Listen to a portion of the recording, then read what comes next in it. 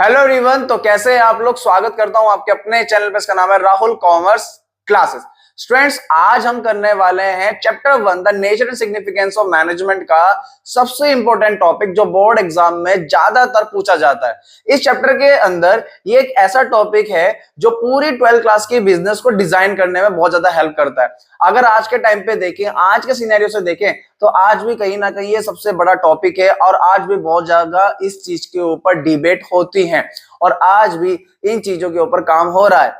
तो यहाँ ये टॉपिक है हमारा नेचर ऑफ मैनेजमेंट। आज हम chapter 1 the nature and significance of management में डिस्कस करने वाले नेचर ऑफ मैनेजमेंट और फिर हम डिस्कस करेंगे लेवल्स ऑफ मैनेजमेंट। तो चलिए स्टूडेंट्स, स्टार्ट करते हैं अपनी आज की वीडियो। So let's begin.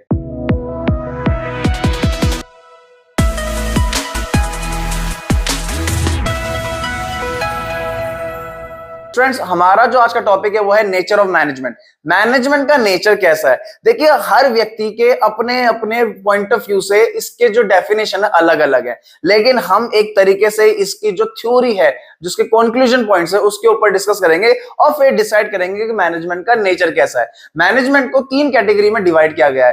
पहला है आर्ट, दूसरा है साइंस और तीसरा है प्रोफेशन। मैनेजमेंट को 3 कैटेगरी में डिसाइड किया गया है कि या तो मैनेजमेंट आर्ट्स हो सकता है, या मैनेजमेंट साइंस हो सकता है, या मैनेजमेंट प्रोफेशन होता है। तो चलिए समझते हैं कि मैनेजमेंट का जो एक्चुअली नेचर है वो किस तरह का है। तो हम सबसे पहले बात करते हैं management is an art. Management is an art because a manager use his skill and knowledge in his day to day activities for achieving the goal of the organisation. अब यहाँ पे बोला गया है कि मैनेजमेंट जो है आर्ट है। अब मैनेजमेंट आर्ट क्यों कहा गया है कि जो मैनेजर है वो यूज करता है अपनी स्किल्स और अपनी नॉलेज को किस बेसिस पे, डे टू डे, मतलब हर दिन के जो डेली चैलेंजेस होते हैं उन चैलेंजेस को अपने तरीके से टैकल करता है, जिससे कि क्या अचीव किया जा सके, ऑर्गेनाइजेशन गोल्स को अचीव किया जा सके। क्यों? देखिए, जैसे कोई ऑर्गेनाइजेशन होती है, कोई भी कंपनी होती है, वहां पे बहुत सारे इंप्लॉइज काम करते हैं और हर इंप्लॉइज की नीड अलग है, उनका जो साइकोलॉजिकल है वो अलग है, जो मेंटल सेटिस्फेक्शन है वो अलग है। उन सबको एक साथ लेके चलना, उन सबसे काम करवाना, तो कहीं ना कहीं यहाँ पे हम चीजें समझ सकते हैं कि मैनेजमेंट एक आर्ट है, क्योंकि सभी को एक तरीके से एक ही जगह पिरोना, एक ही ग्रुप में लेके आना, it's not a easy task. तो यहाँ पे ये चीजें तो डेफिनेशन क्लियर समझा रही है कि मैनेजमेंट जो है आर्ट है, लेकिन हम फाइनलाइज नहीं करते, आगे और डिटेल में पढ़ते हैं। देखिए आगे जो हमारी पास कंडीशन है, कॉमन फीचर्स क्या है आर्ट और मैनेजमेंट एज एन आर्ट में। Systemise body of a knowledge. Systemise body of a knowledge का मतलब है कि हमारे पास हर चीज की थ्योरेटिकल नॉलेज होती है। Systematise body of knowledge in every art, say music, there is a systematic and organise study material available to acquire a theoretical knowledge of the art. अब क्या कहा गया है कि हर जगह देखो, जहां पे हम आर्ट वर्ड का यूज कर रहे हैं, चाहे वो कुछ भी हो, चाहे वो म्यूजिक हो, डांस हो, हर जगह उसका एक सिस्टमैटिक ऑर्गेनाइज्ड स्टडी मटेरियल है जिसे हम पढ़ के एक्वायर कर सकते हैं। क्या? Theoretical knowledge of the art. तो माने म्यूजिक है, तो मुझे म्यूजिक सीखना है, तो म्यूजिक सीखने के लिए बुक्स है जिनसे मैं सीख सकता हूं कि किस तरीके से सुर लगाना चाहिए, किस तरीके से बीट को कंट्रोल करना है। तो वो कहीं ना कहीं थ्योरेटिकल नॉलेज उसकी अवेलेबल है। मैनेजमेंट एज एन आर्ट क्या कह रहा है? In management also there is a systematic and organized body of a knowledge available to acquire a theoretical knowledge about a managerial principles। अब यहाँ पे कह रहा है कि मैनेजमेंट जो है वो भी एक सिस्टमाइज बॉडी और organise body of knowledge provide करता है, जहां से आप एक्वायर कर सकते हो theoretical knowledge about a managerial principles. What is that mean? मतलब इसका यह है कि किस तरीके से लोगों से काम करवाना चाहिए, लोगों को कैसे टैकल करना चाहिए, कैसे अगर आपका जो ग्रुप है, जो ऑर्गेनाइजेशन है, उसके अंदर बहुत सारे लोग काम करते हैं, आपके अंदर जितने लोग काम कर रहे हैं उनसे कैसे काम लेना है। तो इसके ऊपर एक प्रॉपर रिसर्च है, एक प्रॉपर थ्योरेटिकल जो बुक्स है वो अवेलेबल है, जो आपको बताती हैं किस तरीके से आप मैनेजरियल प्रिंसिपल का यूज करके ऑर्गेनाइजेशन के अंदर जो एम्प्लॉइज काम कर रहे हैं तो उनसे आप काम ले सकते हैं। तो जो पहला कॉमन फीचर है वो है सिस्टमाइज बॉडी ऑफ नॉलेज, जो कि आर्ट में भी है और मैनेजमेंट में भी है। मतलब अगर मुझे कोई कला सीखनी है, डांसिंग है, म्यूजिक है, स्पोर्ट्स है, स्पोर्ट्स के अंदर भी आपके पास बहुत सारी थ्योरेटिकल स्टडी मटेरियल लेवल्स हैं जो आपको पढ़ के हेल्प करते हैं कि किस तरीके से आपको चीजों को फॉलो करना है। मैनेजमेंट के अंदर भी थ्योरेटिकल जो कंसेप्ट्स हैं वो अवेलेबल है। तो फिलहाल तो ये फीचर जो है दोनों में कॉमन है। आगे देखते हैं common features. Next, personalise application. अब यहाँ पे जो सेकंड कॉमन फीचर है वो है पर्सनलाइज एप्लीकेशन। अब देखो मैनेजमेंट ना करने का तरीका सबका अलग अलग होता है। All artist learn same theory but it is application depend upon the their personal skill. कोई व्यक्ति किस तरीके से सीख रहा है, ठीक है, वो एक अलग चीज है, लेकिन उसको सीखने के बाद उसे कैसे यूटिलाइज कर रहा है वो एक अलग चीज है। जैसे फॉर एग्जांपल, जैसे मैं आपको पढ़ा रहा हूं और टीचर्स पढ़ा रहे हैं, तो हम सबने एक ही तरीके से स्टडी मटेरियल पढ़ा होगा। जो हमारे पास स्टडी मटेरियल था, जो 12th के जो बुक्स हैं वो एक ही है, उनके अंदर जो थ्योरेटिकल कंसेप्ट है वो सारे एक है, लेकिन सबके पढ़ाने का जो तरीका है वो अलग अलग है। जैसे म्यूजिक है तो म्यूजिक सीखने का तरीका तो एक ही है, लेकिन उसके बाद उस गाने को किस तरीके से गाना है, किस तरीके से लेके जाना है। जैसे हम रैप म्यूजिक की बात करते हैं, हिप हॉप म्यूजिक की बात करते हैं, तो किस तरीके से इन म्यूजिक को कवर करना है। तो यहाँ पे पर्सनलाइज एप्लीकेशन है। आपने पढ़ा वो एक तरीका है, ठीक है, जैसे कि हम सिंपल बताया स्टडी मटेरियल, जितने भी टीचर्स हैं सब वही पढ़ते हैं जो मैंने पढ़ा। तो सारे टीचर्स मोस्टली सारे सिलेबस सेम ही पढ़ते हैं, लेकिन उसके बाद सारे टीचर्स का जो पढ़ाने का तरीका होता है वो अलग होता है। वो किसके जैसे होता है? उनकी पर्सनल स्किल की जैसे। मैनेजमेंट क्या कह रहा है? In management also all managers learn the same management theories but different managers may handle the same situation differently. It depend upon the ability and the personal skill of managers. अब यहाँ पे बात कहिए कि in management also all managers learn the same management theory. सबको एक ही तरीके से पढ़ाया जाता है, but different managers may handle the same situation differently. It depend upon the ability and the personal skill of managers. तो हम यहाँ पे मान सकते हैं कि जैसे एक आर्ट को सीखने के बाद हमारी पर्सनल स्किल हमारे लिए काम करती है, ऐसे ही मैनेजमेंट को सीखने के बाद हम उसे अपने तरीके से हैंडल करते हैं, क्योंकि हम जब डील कर रहे हैं वो लोगों को डील कर रहे हैं। लोगों की जो थिंकिंग है वो हर मिनट में चेंज होती है, तो हमें उस चेंजेस को समझना है जो कि बुक्स में अवेलेबल नहीं है। तो वहां पे जो ऑन द स्पॉट सिचुएशन है उसे अपने हिसाब से हैंडल करना है। तो कहीं ना कहीं ये जो सेकंड कॉमन फीचर्स है ये मैनेजमेंट में एग्जिट करता है, दैट इज पर्सनलाइज एप्लीकेशन। इसके बाद देखते हैं आगे। आगे हमारा थर्ड पॉइंट है प्रैक्टिस एंड क्रिएटिविटी।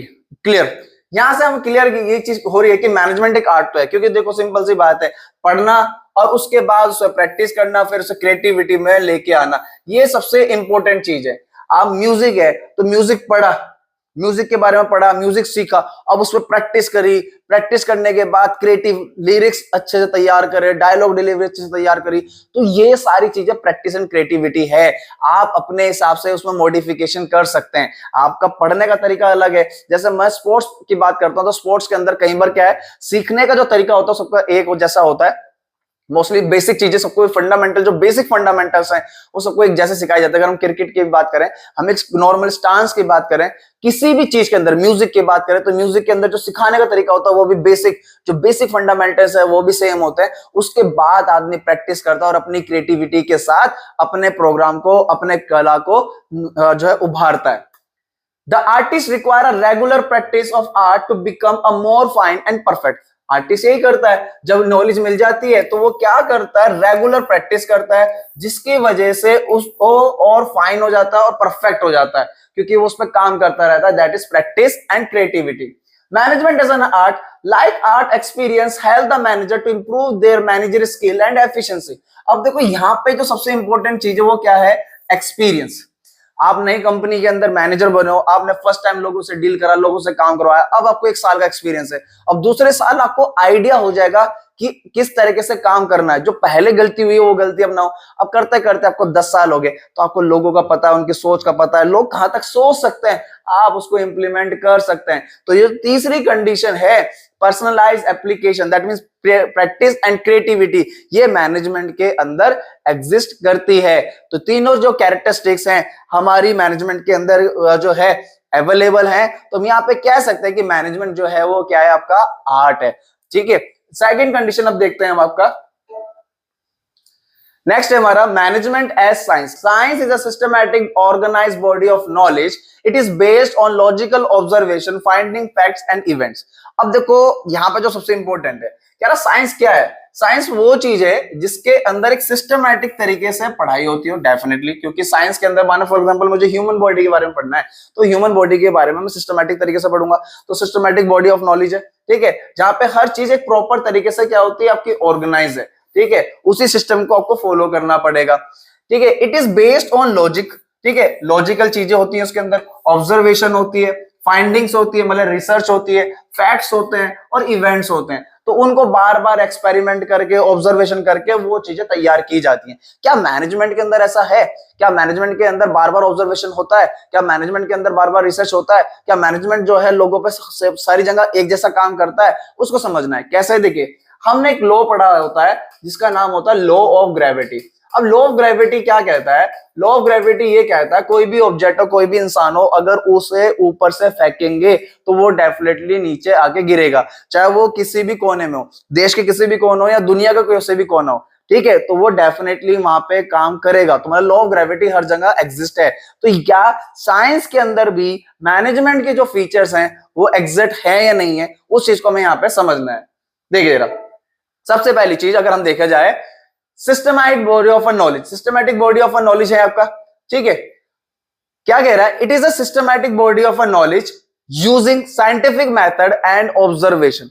अब सिस्टमैटिक बॉडी ऑफ नॉलेज क्यों है? क्योंकि देखिए भाई, यहाँ पे जो है साइंस के अंदर हर चीज के पर्टिकुलर मेथड्स है और वो मेथड बने हैं ऑब्जर्वेशन से। तो मैनेजमेंट के जो प्रिंसिपल्स हैं, तो वो मैनेजमेंट के प्रिंसिपल किसके बने हैं? Through method. और वो मेथड कहां से बना है? ऑब्जर्वेशन से। तो ये चीज तो भाई मैनेजमेंट के अंदर भी है और साइंस के अंदर भी है। देखो, सिस्टमैटिक बॉडी ऑफ नॉलेज तो है, मैनेजमेंट के अंदर भी थ्योरेटिकल चीजें हैं या नहीं है? तो मैनेजमेंट के अंदर भी थ्योरेटिकल चीजें अवेलेबल है, और साइंस भी यही कहता है कि साइंस क्या है? जिसके अंदर थ्योरेटिकल नॉलेज अवेलेबल हो, उसके कुछ मेथड्स होते हैं। तो जो मैनेजमेंट प्रिंसिपल्स होते हैं वो मेथड हो गए, और वो मेथड बने कैसे हैं? ऑब्जर्वेशन। अब जैसे लॉ ऑफ ग्रेविटी है, तो लॉ ऑफ ग्रेविटी भी कैसे बना? ऑब्जर्वेशन से बना है। तो ये जो पहला पॉइंट है, ये तो मैनेजमेंट के अंदर भी है और साइंस के अंदर भी है। सेकंड पॉइंट देखते हैं, the principle are evolve on the basis of continued observation and experimentation. अब यहाँ पे सबसे इंपॉर्टेंट चीज कि जितने भी प्रिंसिपल्स हैं जो इवॉल्व हुए हैं, वो कैसे हुए? कंटिन्यूस ऑब्जर्वेशन हुआ और बार बार एक्सपेरिमेंट किया गया। तो मैनेजमेंट के जब प्रिंसिपल्स बनाए गए होंगे, तो डेफिनेटली काफी लोगों पे उसको एक्सपेरिमेंट किया गया होगा, और एक्सपेरिमेंट करने के बाद जब सेम रिजल्ट आ रहा होगा, तो उसे फिर एक मैनेजमेंट का प्रिंसिपल का नाम दिया गया होगा। अब साइंस के अंदर भी जितने प्रिंसिपल्स हैं वो कैसे बने? एक्सपेरिमेंट करते, बहुत सारे लोगों पर रिसर्च की जाती है, ऑब्जर्वेशन की जाती है, उसके बाद वो जो साइंस का प्रिंसिपल बनता है। तो मैनेजमेंट का प्रिंसिपल एक व्यक्ति के ऊपर करके थोड़ी ना बना होगा, तो वो भी काफी लोगों पे एक्सपेरिमेंटेशन करने के बाद, कंटिन्यूड ऑब्जर्वेशन करने के बाद एक प्रॉपर प्रिंसिपल बना होगा। तो ये वाला पॉइंट तो मैनेजमेंट के अंदर भी है और साइंस के अंदर भी है। अब आते हैं अपने थर्ड पॉइंट के अंदर, the principle are exact and have a universality of their application. The most important point, exact. अब एग्जैक्ट कंडीशन क्या है? देखिए, अब ये हमने यहां पे डिस्कस किया कि लॉ ऑफ ग्रेविटी काम क्या करता है। लॉ ऑफ ग्रेविटी ये कहता है किसी भी इंसान को किसी भी कोने से, देश के, दुनिया के ऊपर से नीचे फेंकोगे तो डेफिनेटली नीचे आएगा। लेकिन ये लॉ ऑफ ग्रेविटी सिर्फ अर्थ पे काम करता है, बाकी प्लैनेट्स पे तो काम नहीं करता। ऐसे ही हमारा मैनेजमेंट है, तो मैनेजमेंट हर जगह एक तरीके से काम नहीं करता। हम इंडियंस लोगों का जो काम करने का तरीका वो अलग होगा, अमेरिका में जो लोग होंगे उनके काम करने का तरीका अलग होगा, जापान के लोगों का काम करने का तरीका अलग होगा, चाइना का काम लोगों करने का जो तरीका होगा वो अलग होगा। तो सबके काम करने का तरीका अलग है, तो सबका मैनेजमेंट भी सेम नहीं हो सकता। तो ये वाला जो पॉइंट है, तो यहाँ पे हम कह सकते हैं साइंस जो है इनएग्जैक्ट है। मतलब सिस्टमैटिक बॉडी ऑफ नॉलेज है, बिल्कुल है, कंटिन्यूड ऑब्जर्वेशन और एक्सपेरिमेंटेशन है, वो मैनेजमेंट के अंदर भी है और साइंस के अंदर भी है, लेकिन यूनिवर्सल एक्सेप्टेबिलिटी वो नहीं है। हर जगह एक ही तरीके से मैनेजमेंट काम नहीं करेगा। आप अर्बन एरिया में काम कर रहे हैं तो आपका काम करने का तरीका अलग होगा, आप रूरल एरिया में काम कर रहे हैं तो आपके काम करने का तरीका अलग होगा।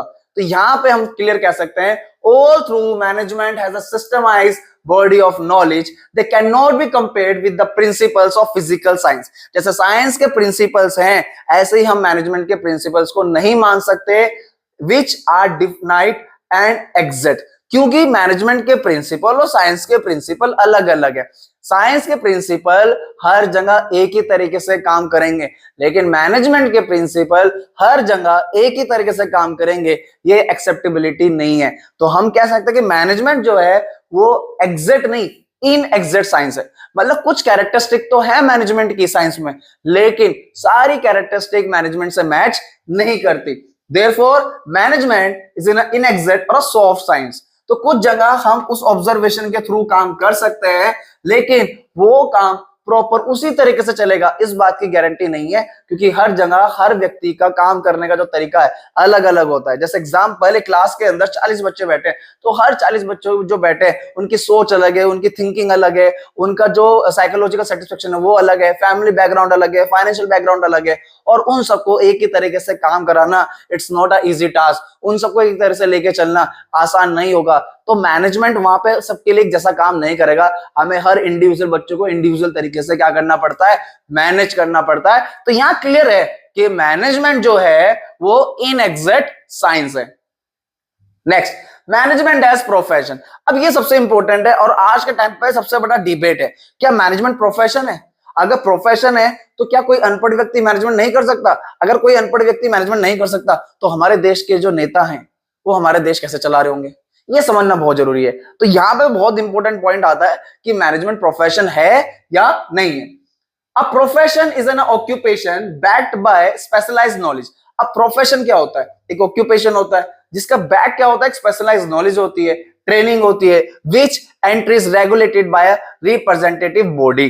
अब वहां पर जो एंट्री मिलती है वो एक रिप्रेजेंटेटिव, मतलब एक अच्छी जगह से डिग्री आप लेते हो, नॉलेज लेते हो, तब उसके बाद उसकी एंट्री मिलती है। मुझे लॉयर बनना है तो मुझे एलएलबी करनी पड़ेगी, मुझे डॉक्टर बनना है तो मुझे एमबीबीएस करना पड़ेगा, मुझे टीचर बनना है तो बीएड करना पड़ेगा, मुझे इंजीनियरिंग करनी है तो बीटेक एमटेक की तरफ जाना पड़ेगा। तो अगर सिंपल सी बात है, मुझे सीए बनना है तो चार्टर्ड अकाउंटेंट की तैयारी करनी पड़ेगी। तो यहाँ पे ये सारी चीजें हैं, मतलब यहाँ पे जो एंट्री है वो एंट्री किसके थ्रू है? On the basis of degree. तो यहां पे इसी चीज को हमें यहां पे समझना है। Management is said to be a profession, well defined body of knowledge develop by management experts. कैसे? Restricted entry. देखो यहां पे अगर हम देखा जाए, जो सबसे पहला well defined body of knowledge. Well defined body of knowledge मतलब अगर आपको इंजीनियर बनना है, डॉक्टर बनना है, लॉयर बनना है तो आपको डिग्री लेनी पड़ेगी। अगर आपने वो डिग्री नहीं ली तो आपका मैनेजमेंट वो उस प्रोफेशन से मैच नहीं कर सकता। आपको डॉक्टर बनना है तो आपको एमबीबीएस करना पड़ेगा, आपको लॉयर बनना है तो एलएलबी करना पड़ेगा, टीचर बनना है तो बीएड करना पड़ेगा। मतलब आपका मैनेजमेंट आपकी प्रोफेशन डिग्री से मैच होना चाहिए। मतलब आपकी प्रोफेशन के अंदर वो डिग्री होनी चाहिए जो उस डिग्री को कवर करे, जिससे आप उसे प्रॉपर तरीके से मैनेज कर सके। Restricted entry. Management require a formal education and training provided by a formal institution like universities, professionals, organizations such as Institution of Chartered Accountant of India, IIM, Indian Institute of Management। तो अब simple सी बात है कि भाई अगर आपको management करना है, मैनेजमेंट की लाइन में जाना है, तो आपको यहां से डिग्री हायर करनी होती है। तो क्या तभी आप मैनेजमेंट कर सकते हो? तो ये तो अभी पॉसिबल नहीं है। बहुत सारे लोग हैं जो मैनेजमेंट कर रहे हैं, बहुत सारे बिजनेसमैन है, बहुत सारी ऑर्गेनाइजेशन है जिनके जो ओनर है वही खुद मैनेज कर रहे हैं, उनके पास ये डिग्री नहीं है। तो भाई यहाँ पे ये चीज तो ठीक है, ये तो ये कह रहा है कि प्रोफेशन वो कहलाएगा मैनेजमेंट के अंदर जब डिग्री होगी। तो मैनेजमेंट में तो हम बहुत से लोग मैनेजमेंट कर रहे हैं जिनके पास वो मैनेजमेंट की डिग्री नहीं है। रिस्ट्रिक्टेड एंट्री, क्योंकि आपको इंजीनियर बनना है तो सिंपल डिग्री होनी चाहिए, डॉक्टर बनना है तो डिग्री होनी चाहिए, एलएलबी करनी है तो डिग्री होनी चाहिए। तो बिना डिग्री के आप वो प्रोफेशन में नहीं जा सकते, तो एंट्री रिस्ट्रिक्टेड है। आगे, एथिकल कोड्स ऑफ कंडक्ट। अब हर किसी भी प्रोफेशन को करने के लिए ना कुछ एथिक्स होते हैं, कुछ रूल्स एंड रेगुलेशन होते हैं जो फॉलो करने होते हैं, जो पढ़ने पड़ते हैं। तो क्या वो चीजें हैं मैनेजमेंट के अंदर या नहीं, वो देखते हैं। All profession are bound by a code of conduct which guide the behavior of its member. Example, doctor take an oath of ethical practice at the time they enter the profession. Her profession के अंदर जब कोई व्यक्ति enter करता है तो उसे कसम खानी होती है कि वो अपना काम जो है ईमानदारी से करेगा, पूर्ण रूप से करेगा और अपने काम को लेके कर्मठ रहेगा। ये सारी चीजें होती हैं। जैसे डॉक्टर है तो किसी भी मैल प्रैक्टिस या किसी भी मैनिपुलेशन में इन्वॉल्व नहीं होगा, ये ओथ ली जाती है। तो मैनेजमेंट के अंदर तो बहुत सारे लोग ऐसे मैनेजमेंट कर रहे हैं, बड़ी बड़ी ऑर्गेनाइजेशन चला रहे हैं, ठीक है, और वो एथिक्स से चला रहे हैं, नॉन एथिक्स से चला रहे हैं, कुछ पता नहीं है, तो वो तो कोई ओथ नहीं ले रहे। तो यहाँ तो इन प्रोफेशंस के अंदर तो आपको डिग्री लेनी पड़ेगी तो एंटर कर सकते हो।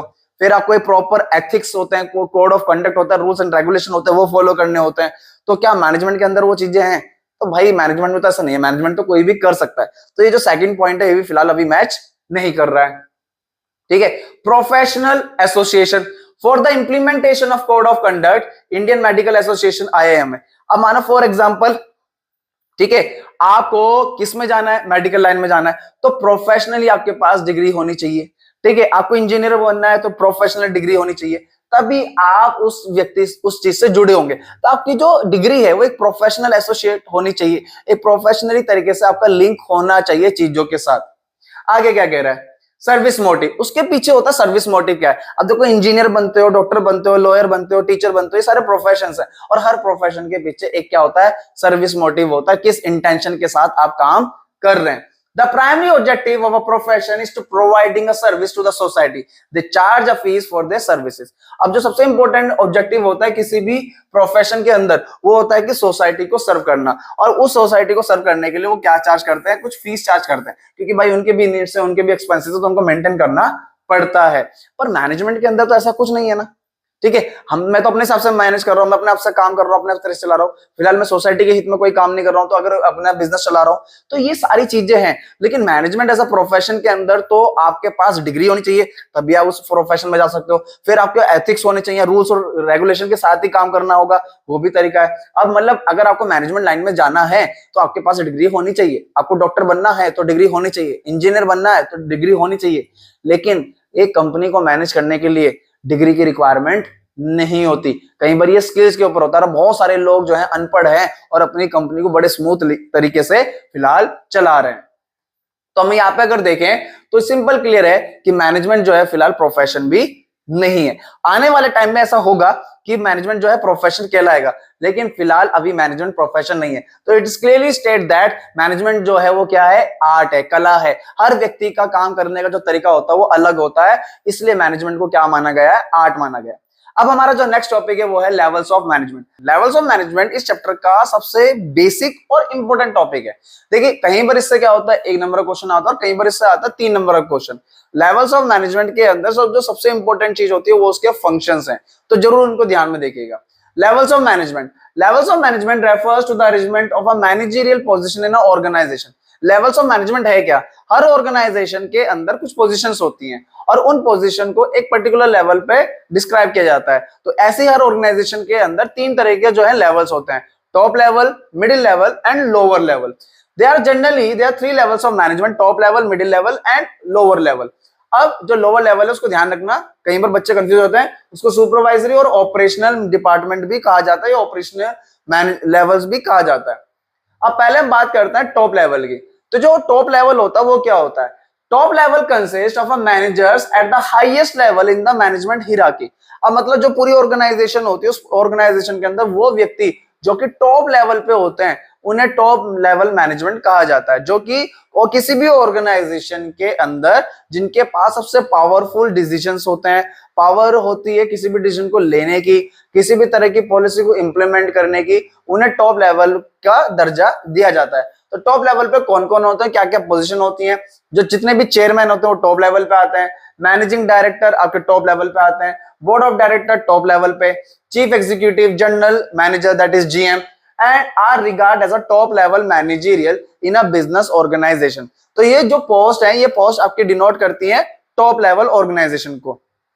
ठीक है, अब top level management, this level of management is responsible for a framing business policies and taking a major decision.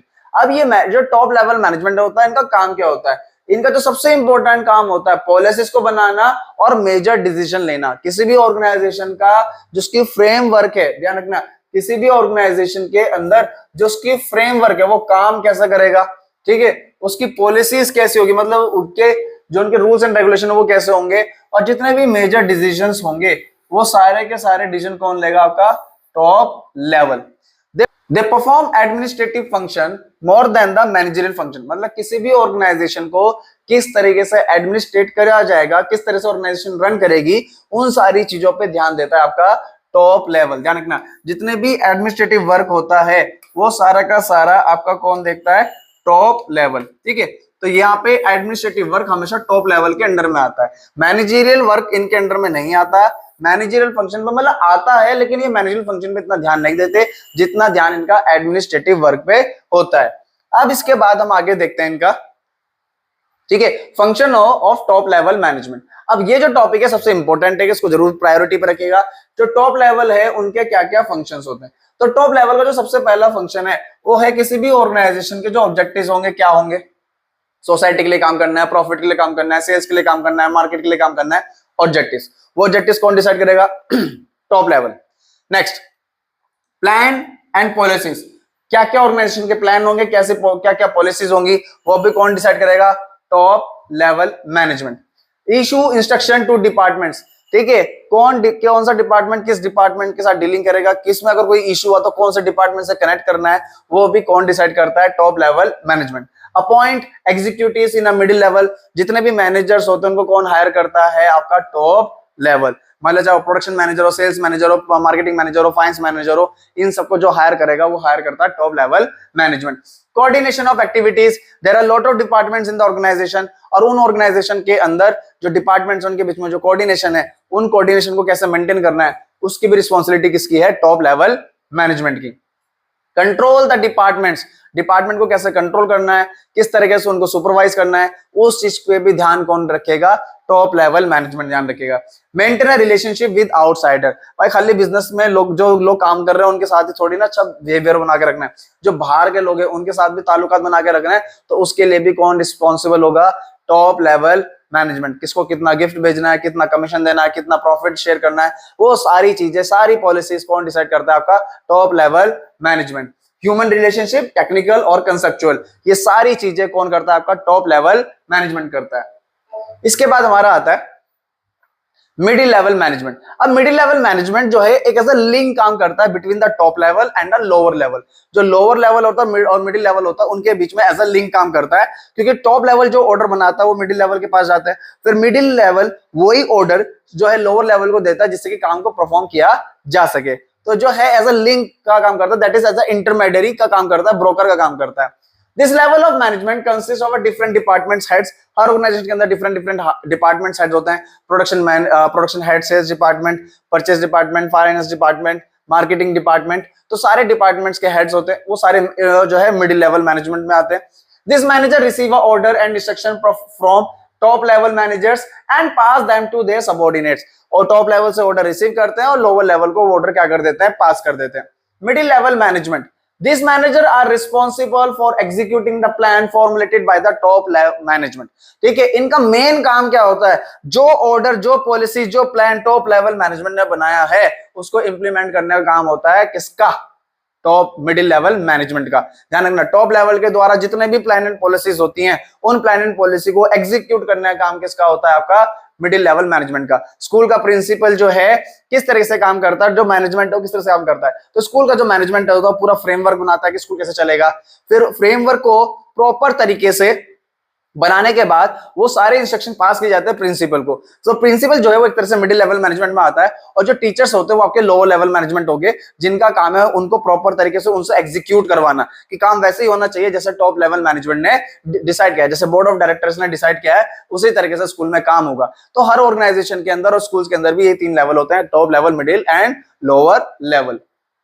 This level as an intermediary, that is a broker between the management and the lower management. ठीक है, तो जो top management होता है, lower management होता है, उनके बीच में एज अ ब्रोकर का काम करता है कौन? Middle level management. Function of middle level management, जो मिडिल लेवल पे जो व्यक्ति काम करते हैं उनके क्या क्या फंक्शन होते हैं? Closer watch on day to day result, भाई हर दिन की जो रिपोर्ट होती है वो देनी होती है, उसका काम भी किसका है? मिडिल लेवल मैनेजमेंट का। ठीक है, पार्टिसिपेशन इन ऑपरेटिंग डिसीजंस, जितने भी काम हो रहे हैं उन कामों में इन्वॉल्व होने का काम भी किसका है? मिडिल लेवल मैनेजमेंट का, चेक करने का। इंप्लीमेंटेशन ऑफ पॉलिसीज, ये देखना कि जो पॉलिसीज टॉप लेवल ने बनाई थी क्या वो इंप्लीमेंट हुई या नहीं हुई, उसको देखना। Communicating policies to a lower level, वो जो लोअर लेवल है उनसे कम्युनिकेट करना, उनको समझाना कि टॉप लेवल आपसे क्या चाहता है, किस तरीके से काम होना चाहिए। Planning the activities of on department, जितने भी डिपार्टमेंट्स हैं उनको प्लान करना, उनको प्रॉपर तरीके से एग्जीक्यूट करवाना, उनका भी काम किसका है? मिडिल लेवल मैनेजमेंट का। उसके बाद directing managerial at a lower level, जो लोअर लेवल पे उनको तरीके से मैनेज करना, उन्हें डायरेक्ट करना, उन्हें गाइड करना, उन्हें इंस्ट्रक्ट करना, वो सारा काम किसका है? मिडिल लेवल मैनेजमेंट का। Evaluating a performance of employees, employee सही काम कर रहे हैं या नहीं कर रहे हैं, जिस तरीके से कहा गया था उसी तरीके से हो रहा है या नहीं हो रहा है, वो सारे चीजों को इवैल्यूएट करना, उनकी परफॉर्मेंस को एनालाइज करना का काम किसका है? मिडिल लेवल मैनेजमेंट का। जैसे स्कूल के अंदर जब टीचर्स काम कर रहे होते हैं तो टीचर्स को ऑब्जर्व कौन करता है? प्रिंसिपल ऑब्जर्व करता है, प्रिंसिपल इवैल्यूएट करता है, इवैल्यूएट करने के बाद जो कंपनी, जो स्कूल के डायरेक्टर्स होते हैं उनको रिपोर्ट करता है कि जो टीचर से किस तरीके से काम कर रहा है, तो इवैल्यूएशन। तो ऐसे ही जितने भी कंपनी होती है उस कंपनी के अंदर जो मिडिल लेवल व्यक्ति होते हैं, मिडिल लेवल मैनेजमेंट होता है, जो जितने भी डिपार्टमेंट्स हेड होते हैं वो क्या करते हैं? हर डिपार्टमेंट के अंदर जो व्यक्ति काम कर रहे होते हैं उनको ऑब्जर्व करता है, उनकी परफॉर्मेंस एनालाइज करता है और उनकी रिपोर्ट जाके किसको देता है? टॉप लेवल मैनेजमेंट को।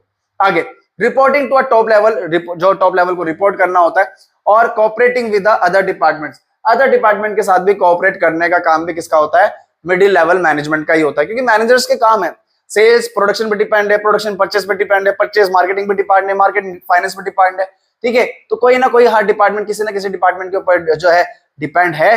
तो जो डिपार्टमेंट किसी भी डिपार्टमेंट के साथ जब डिपेंड है तो सिंपल सी बात है उनमें कोऑर्डिनेशन की रिक्वायरमेंट होती है, और उन कोऑर्डिनेशन को भी मेंटेन करने का काम किसका है? मिडिल लेवल मैनेजमेंट का। Next and the last, lower level management. अभी लोअर लेवल मैनेजमेंट क्या है आपका, वो देखिए। This level is also known as supervisory management और ऑपरेशनल मैनेजमेंट। इस चीज का जरूर ध्यान रखिएगा बेटा, बच्चे बहुत गलती करते हैं कई बार, क्योंकि एक नंबर के क्वेश्चन जब आता है इसका ज्यादातर, तो इसको सुपरवाइजरी, ठीक है, और ऑपरेशनल मैनेजमेंट भी कहा जाता है। मतलब operational level of management, supervisory level of management and lower level of management. It consist of a foreman, supervisor, finance, accountant, officers, sales officer etcetera. ये पोस्ट है जो कि आपके लोअर लेवल मैनेजमेंट पे आती हैं। दे असाइन स्पेसिफिक जॉब्स, इनको एक स्पेसिफिक जॉब्स होते हैं जो इनको परफॉर्म करने होते हैं, जो टास्क इनको दिया गया है बस वही परफॉर्म करना होता है। To the worker, evaluate their performance and report to the middle level management, ठीक है। और इनका काम होता है जो सुपरवाइजरी होता है, मतलब जो लोअर लेवल है उसके ऊपर एक व्यक्ति बैठाते हैं सीनियर, जो सुपरवाइज करता है, उनको देखता है, उनको ऑब्जर्व करता है, और फिर जाके मिडिल लेवल मैनेजमेंट को इन्फॉर्म करता है, और मिडिल लेवल मैनेजमेंट जाके टॉप लेवल मैनेजमेंट को ऑफर जो है रिपोर्ट करती है, जिससे कि पता लग जाए कि ऑर्गेनाइजेशन के अंदर किस तरीके से काम किया जा रहा है। आगे देखिए जरा, function of lower level management. अब लोअर लेवल मैनेजमेंट के फंक्शंस क्या हैं? बहुत इजी है। Plan to day activities, daily आओ, डेली अपना काम करो, बिल्कुल लेबर वर्क, ठीक है, ज्यादा सोचने की जरूरत नहीं है। टॉप लेवल का काम है सोचने का, तुम्हारा काम एग्जीक्यूट करने का, तो एग्जीक्यूट करो, बात खत्म। दूसरा, assigning a job and task to a work, जो आपको काम दिया गया है वो काम करना है, ज्यादा काम करने की जरूरत नहीं, ज्यादा सोचने की जरूरत नहीं, जितना काम दिया गया है उतना काम करो, ठीक है, वही आपकी परफॉर्मेंस के लिए बेस्ट होता है। Reporting of feedback to a higher level, ठीक है, रिपोर्ट करना होता है, जो रिपोर्ट फीडबैक देना होता है कि जो आप पॉलिसीज बना रहे हो कितना ग्राउंड लेवल पे काम कर रही है, नहीं कर रही है, क्या क्या इश्यूज आ रहे हैं, उसका एक फीडबैक तैयार करके देना होता है मिडिल लेवल, और मिडिल लेवल जाके देता है टॉप लेवल को। टेकिंग अ करेक्टिव एक्शंस, अगर कोई काम में दिक्कत आ रही है, कमी आ रही है, तो वो तुरंत उसको रिमूव करें, ठीक है, जिससे कि काम में कमी ना आए और काम जो है स्पेसिफिक तरीके से, प्रॉपर तरीके से होना चाहिए। Personal contact with the employees, ठीक है, क्योंकि ये पर्सनली उनसे जुड़े होते हैं, डील कर रहे होते हैं, तो डेफिनेटली जाके बता सकते हैं कि क्या दिक्कत आ रही है, किस एम्प्लॉय के साथ क्या इश्यूज है, किस तरीके से उसको सोल्व किया जा सकता है, क्योंकि सारे ग्राउंड लेवल पे काम कर रहे होते हैं, एक दूसरे को जानते हैं, एक दूसरे को समझते हैं, तो उस चीज का बड़ा बेनिफिट होता है। Link between the middle level and the worker, जो फंक्शन है लोअर लेवल का, वो क्या होता है, जो वर्कर्स होते हैं और मिडिल लेवल जो होते हैं उनके बीच का लिंक का काम करता है, उनके बीच में भी कनेक्शन का काम करता है, जिससे कि प्रॉपर तरीके से इंस्ट्रक्शन पास हो सके, उन्हें एग्जीक्यूट किया जा सके। अगर लोअर लेवल को डिपार्टमेंट को दिक्कत आ रही है तो वो जाके मिडिल लेवल मैनेजमेंट को इन्फॉर्म करेगा कि जो पॉलिसीज बनी है, जो प्लान बने हैं, इससे लोअर लेवल के जो व्यक्ति हैं, जो डिपार्टमेंट में काम कर रहे हैं, जो वर्कर्स हैं, वो सेटिस्फाइड नहीं है, तो कृपया इस पॉलिसी या प्लान को चेंज करें, जिससे कि जितने भी वर्कर्स हैं वो अपना काम स्मूथली तरीके से कर सके। Providing on the job training to a workers, कोई नया व्यक्ति हायर किया है तो उसको ट्रेनिंग देना, उसको प्रोवाइड करना, उसे जो ऑर्गेनाइजेशन है उसके एनवायरनमेंट से फैमिलियर करवाना, रूल्स एंड रेगुलेशन के बारे में समझाना, ये सारे काम किसके होते हैं? लोअर लेवल मैनेजमेंट के होते हैं। तो स्टूडेंट्स, ये था हमारा topic, that is levels of management. इस वीडियो के अंदर हमने दोनों टॉपिक देखे, आपका नेचर ऑफ मैनेजमेंट और लेवल्स ऑफ मैनेजमेंट। बहुत इजी है, बहुत बेसिक सी चीज है। किसी ऑर्गेनाइजेशन के 3 तरीके से काम होता है, top, middle and lower level. सबसे इंपॉर्टेंट होते हैं इनके फंक्शंस, तो फंक्शन को प्रायोरिटी पे रखना, फिर उसके बाद ध्यान रखना पोजीशंस, जितने भी डायरेक्टर्स होते हैं, मैनेजर्स, जीएम वगैरह होते हैं, ठीक है, वो सारे आपके आते हैं टॉप लेवल पे। जितने भी मैनेजर्स होते हैं जीएम को छोड़ के, ठीक है, production manager, sales manager, marketing manager, finance manager, ये सारे आएंगे मिडिल लेवल पे। और आपके जो लोअर लेवल होता है उसके अंदर जो आपके तो फोरमैन होता है, सुपरवाइजरी होता है, फाइनेंस होता है, अकाउंट ऑफिसर होता है, सेल्स ऑफिसर, ये सारे आपके आते हैं लोअर लेवल पे। तो इन चीजों का ध्यान रखना, क्योंकि कहीं पर पेपर के अंदर पोजीशन पूछ ली जाती है, पोजीशन के अकॉर्डिंग ही आपका जो है लेवल पूछा जाता है। तो अगर आपका पोजीशन क्लियर है तो आप बड़े आराम से वहां पे लेवल बता सकते हो और उसी हिसाब से आपको उसके क्या बताने होते हैं, फंक्शन। बहुत इजी कंडीशन होती है, बहुत इजी केस स्टडीज के अंदर आती है। तो स्टूडेंट्स ये थी हमारी आज की वीडियो जहां पे हमने डिस्कस किया है आपका नेचर ऑफ मैनेजमेंट और लेवल्स ऑफ मैनेजमेंट। अगली वीडियो के अंदर हम डिस्कस करेंगे इसका next part, that is function of management. I hope कि जो टॉपिक समझाया गया है वो आपको समझ में आया होगा। जल्दी मिलते अपनी नई वीडियो के साथ, तब तक अपना ध्यान रखिएगा। जय हिंद।